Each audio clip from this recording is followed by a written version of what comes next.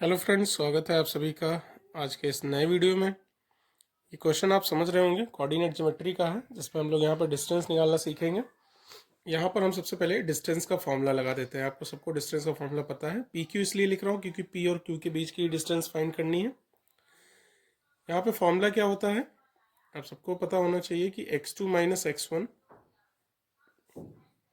Plus y2 minus y1। अब आपने क्या करना है, यहाँ पर वैल्यूज रखनी है। कैसे रखनी है, यहाँ पर दो आपको टर्म दिखाई दे रहे हैं, तो पहले को हम x1 और इसको y1 कर लेते हैं, और ये दूसरा वाला x2 और y2 हो जाएगा।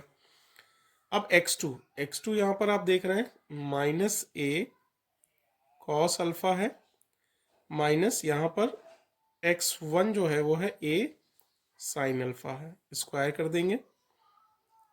y2 है आपका b साइन अल्फा है, और यहाँ पर जो y1 है वो माइनस के टर्म में है, और यहाँ भी फॉर्मूले में भी माइनस है, तो ये प्लस हो जाएगा b cos अल्फा।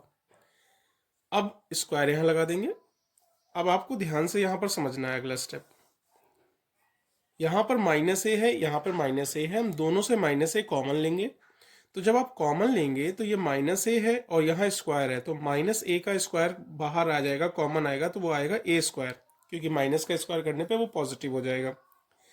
अब क्योंकि आपने माइनस ए कॉमन लिया था, तो यहाँ बचेगा क्या, कॉस अल्फा, और यहाँ से आपने माइनस ए कॉमन लिया है, तो यहाँ पे बचेगा plus sign alpha. Sign change हो जाएगा क्योंकि माइनस कॉमन हो गया है, और स्क्वायर इस पर भी रहेगा। सेम ऐसे ही दोनों में b है, अब b कॉमन लेंगे, लेकिन यहाँ स्क्वायर है, तो यहाँ पर b स्क्वायर कॉमन आएगा, और ब्रैकेट में आपका बचेगा sine alpha plus cos alpha, ठीक है ना, और स्क्वायर लग जाएगा। अब जरा आप इन दोनों को ध्यान से देखिए। यहाँ पर आप देखिए ये लिखा है sine alpha plus cos alpha, यह भी लिखा है sine alpha plus cos alpha, और दोनों में क्या है, स्क्वायर है।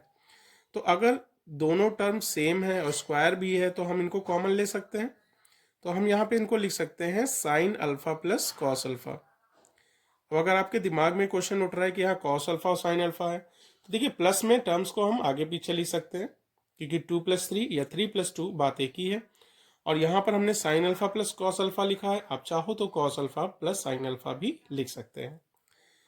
रिमेनिंग टर्म्स में यहाँ ए स्क्वायर बचेगा और यहाँ पर बचेगा बी स्क्वायर। अब लास्ट स्टेप देखिए ध्यान से। यहाँ पर sine alpha plus cos alpha का स्क्वायर है, और ये चीज हमें अच्छे से पता है कि अगर स्क्वायर रूट के अंदर कुछ भी स्क्वायर में लिखा है, तो उसे हम स्क्वायर रूट के बाहर ला सकते हैं, बशर्ते वो स्क्वायर का साइन रिमूव हो जाएगा, ठीक है ना, ये टर्म बाहर आ जाएगा, और स्क्वायर रूट के अंदर बचेगा ए स्क्वायर प्लस बी स्क्वायर। अब आपके मन में अगर आ रहा हो कि सर यहाँ भी ए के ऊपर स्क्वायर है, बी के ऊपर स्क्वायर है, इसको भी बाहर ले ले, तो ऐसा नहीं हो सकता है, क्योंकि ये इंडिविजुअल स्क्वायर है और बीच में प्लस का साइन है। तो अगर यहाँ पर होल स्क्वायर होता तो हम इसको बाहर ले सकते थे, और बीच में या तो मल्टीप्लाई का साइन होता या डिवाइड का साइन होता, तो हम इनको बाहर कर सकते थे, लेकिन इस केस में हम यहाँ पर नहीं कर सकते। तो ये हमारा फाइनल आंसर हो जाएगा, यही यहाँ पर डिस्टेंस हो जाएगी।